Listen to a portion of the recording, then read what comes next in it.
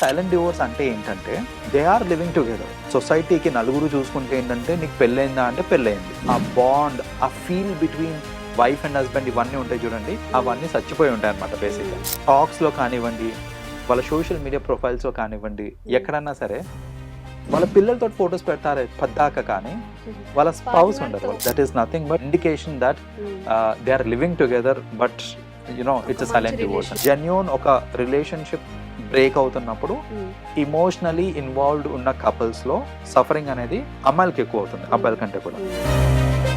నమస్తే, welcome to relationship lab. So ఈరోజు మనతో ఉన్నారు రామెటు గారు, రిలేషన్షిప్ ఎక్స్పర్ట్. చాలామంది ఇప్పుడు సైలెంట్ డివోర్స్ ఈ వర్డ్ ఎప్పుడైనా విన్నారా? సైలెంట్ డివోర్స్ ఏంటి అని అనుకుంటున్నారా? అంటే వైఫ్ అండ్ హస్బెండ్ ఒక ఇంట్లోనే ఉంటారు, వాళ్ళ మధ్య ఎలాంటి గొడవలు జరుగుతున్నాయని లేకపోతే ఎలాంటి డిఫరెన్సెస్ వస్తున్నాయని మనకు తెలీదు.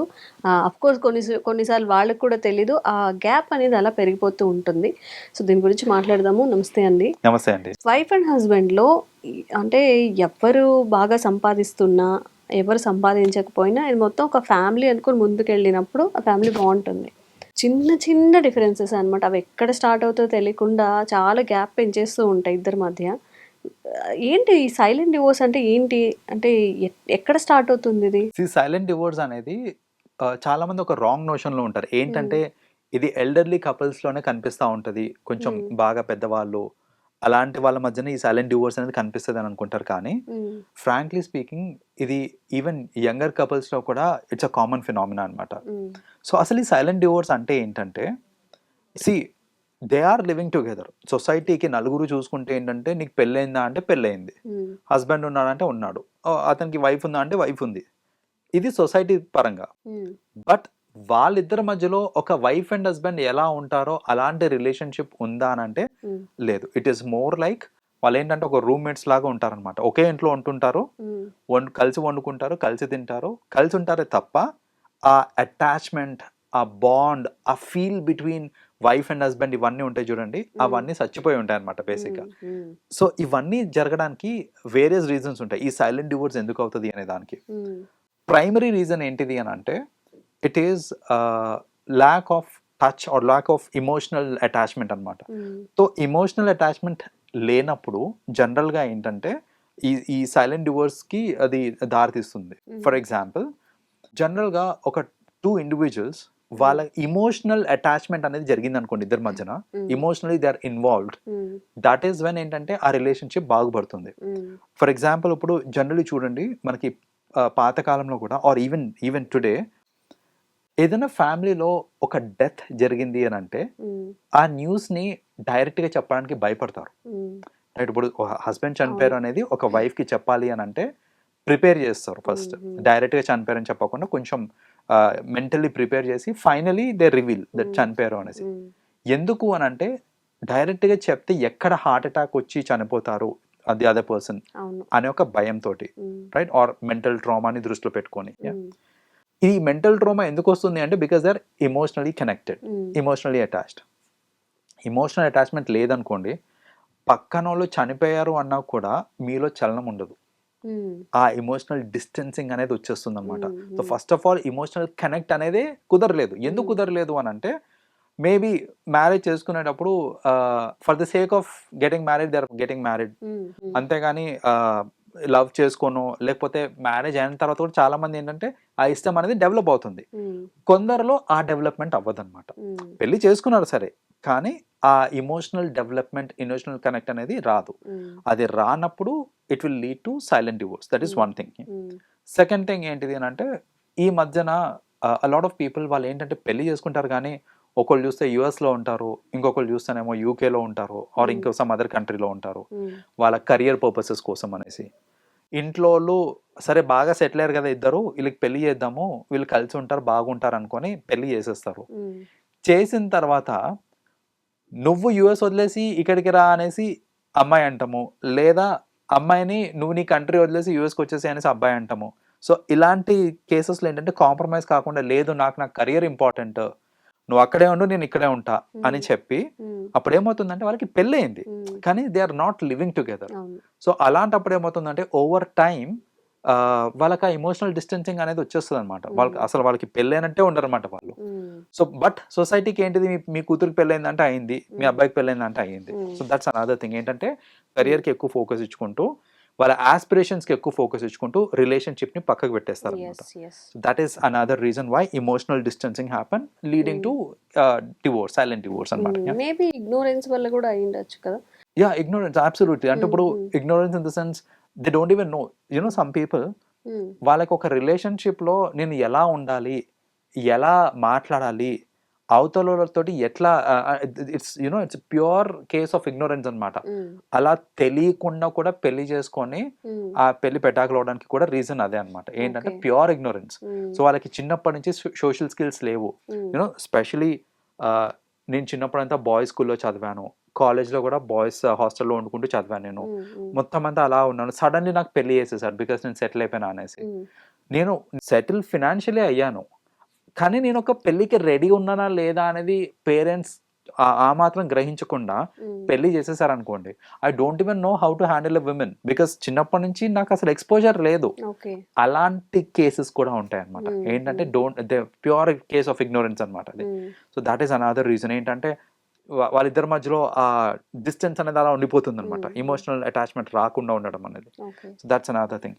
అండ్ ఎల్డర్లీ కపుల్స్లో అసలు ఈ సైలెంట్ డివోర్స్ అనేది ఎందుకు అవుతుంది అని అంటే, సొసైటీని దృష్టిలో పెట్టుకొని చాలా మంది, ఇది మాక్సిమం పీపుల్ సొసైటీని దృష్టిలో పెట్టుకొని చేసే పని అనమాట ఇది.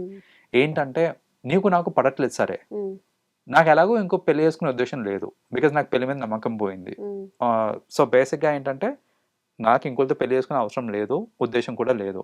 నీతోటి ఉండాల్సిన అవసరం కూడా లేదు, నాకు ఉండాల్సిన ఉద్దేశం లేదు. కానీ సొసైటీ కోసం ఇప్పుడు నలుగురు ఏమనుకుంటారు, నేను డివోర్స్ తీసేసుకుంటే గనక నలుగురు అరే ఎందుకు డివోర్స్ చేసుకున్నాను క్వశ్చనింగ్, నీ హస్బెండ్ ఎక్కడ ఉన్నాడు అని క్వశ్చనింగ్.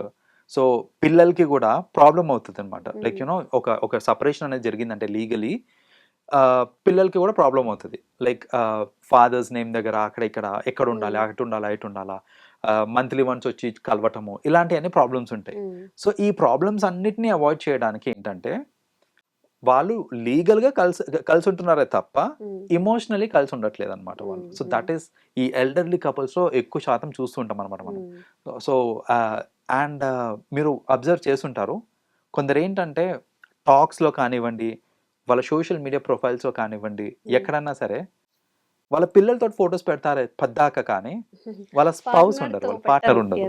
చాలా మంది అప్లోడ్ చేయరు. That is nothing but it's an indication that they are living together but it's a silent divorce.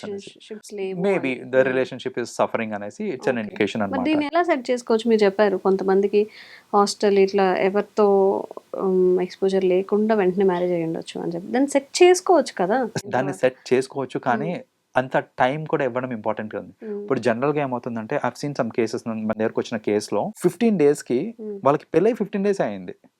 అమ్మాయి ఏంటంటే నాకు వద్దు ఈ అబ్బాయి, డివోర్స్కి స్టార్ట్ చేసేయండి అనేసి she was seeking for divorce అనమాట. సో కౌన్సిలింగ్ కోసం అనేసి ఆ అమ్మాయిని తీసుకొని వచ్చారు.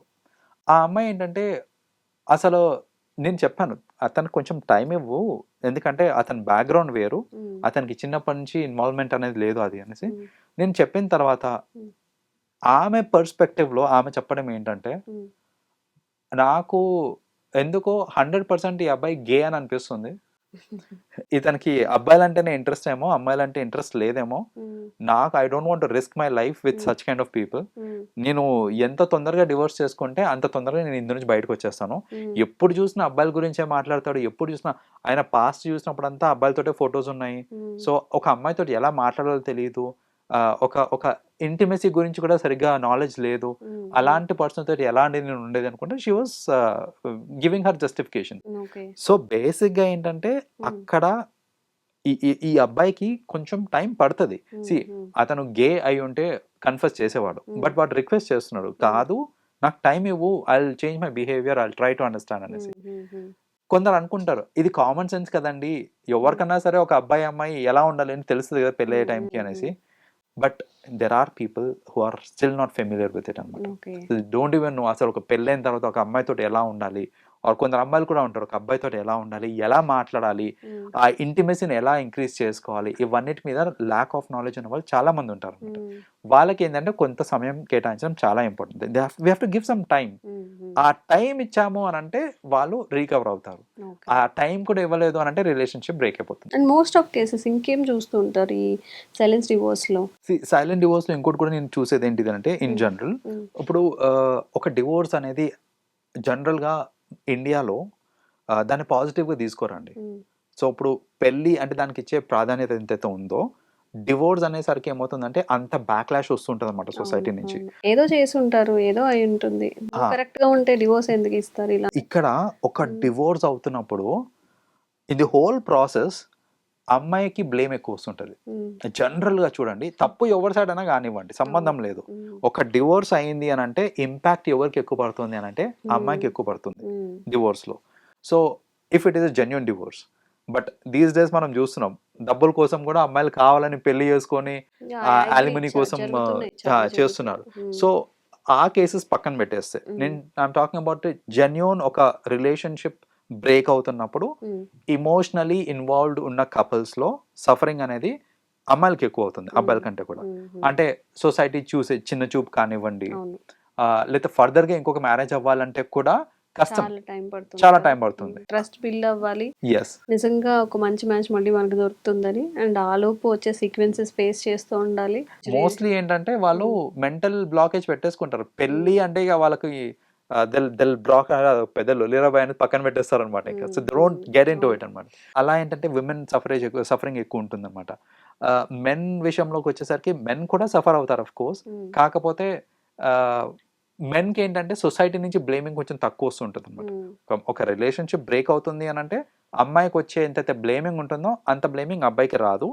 బట్ అబ్బాయిలు ఏ విషయంలో సఫర్ అవుతారు అంటే ఈ ఫేక్ మ్యారేజెస్ అవి ఉంటాయి చూడండి, ఎవరైతే కావాలని గొడవ పెట్టుకొని విడిపోయి ఆస్తిలో భాగం తీసేసుకుందాం అనేసి, లేదా అలిమనీ కోసం, మెయింటెనెన్స్ కోసము, ఇలాంటివి ఈ మధ్య జరుగుతున్నాయి చూడండి, అక్కడ అబ్బాయిలు బాగా సఫర్ అవుతూ ఉంటారు అనమాట. బికాస్ ఈ హోల్ ప్రాసెస్ లో డ్యామేజ్ అబ్బాయిలకి ఎక్కువ అవుతూ ఉంటుంది అనమాట. Financial damage I mean to say. These are the things. కాబట్టి జనరల్ గా ఏంటంటే ఒక ఎమోషనల్ డిస్టెన్సింగ్ అనేది కామన్ జనరల్ గా, అది విత్ ఇన్ యంగ్ కపుల్స్ అవ్వచ్చు, ఓల్డర్ కపుల్స్ అవ్వచ్చు. బట్ ఇంకో దారి లేదు అన్నప్పుడు ఎలాగో కలిసి ఉంటున్నారు కదా, ఎంతో కొంత కమ్యూనికేట్ చేసుకొని ఆ రిలేషన్షిప్ని ఇంకా బెటర్ చేసుకుంటే బాగుంటుంది అనేసి నా సలహా. ఓకే. సో మీరు కనుక ఇలాంటి సిచ్యువేషన్స్లో ఉన్నట్లయితే కొంచెం నిజంగా ప్రాపర్ కౌన్సిలింగ్ తీసుకొని కలిసి ఉండడానికి ట్రై చేయండి. ఒక్కసారి సపరేట్ అయిన తర్వాత కాన్సిక్వెన్సెస్ అన్నీ మారిపోతే అన్నీ ఫేస్ చేయాల్సి వస్తుంది. థ్యాంక్ యూ సో మచ్ అండి. వెల్కమ్ అండి. And for more videos, Please subscribe to iDream. Please subscribe to iDream. Please subscribe iDream. And please subscribe to iDream. For more videos, subscribe to iDream. please like, share and subscribe to the channel. Congratulations, iDream. Subscribe to iDream. Subscribe to iDream. So subscribe to iDream Media. iDream team andarki huge congratulations. Please subscribe iDream Media. Please subscribe to iDream. Subscribe iDream. Please subscribe to iDream. iDream అంటే నా కళల ఛానల్ను subscribe చేసుకున్న నోరు తిరుగుతలేదు, మీరైతే గంట గుర్తు కొట్టండి. For more such videos, please subscribe to iDream. Subscribe to iDream. Please subscribe to iDream. Please subscribe iDream Media. Please do subscribe to iDream. Please subscribe to iDream Media. For best entertainment and information, please subscribe iDream. And don't forget to subscribe to iDream.